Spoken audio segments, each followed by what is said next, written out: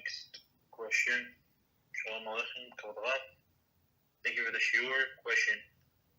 Do the non-religious in Eretz Yisrael also get a mitzvah every 4 steps?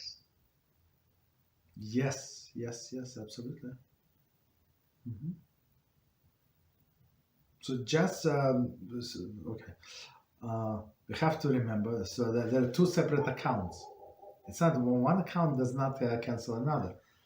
You understand? So they do Avera. It's written in the book of sins. They do the mitzvah in the book of the mitzvahs. For example, if somebody gives tzedakah, even if he's a very bad person, otherwise, but because a person gave tzedakah, so he's going to get this mitzvah absolutely 100%. Or as you said, what can these 4 steps? Okay, they did not intend this. That does not make any difference.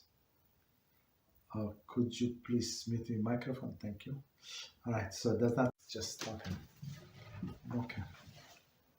Okay, so the short question, the short answer, yes. Okay, what else?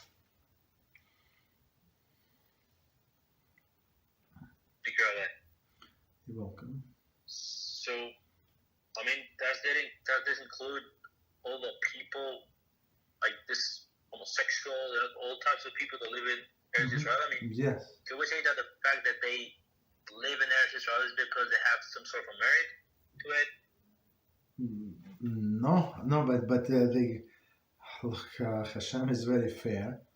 He's fair judge. So if somebody did something good, so we cannot take him from them. I mean, they do this mitzvah, and maybe even that's maybe that's even maybe the only mitzvah that they do, but still counted as a mitzvah.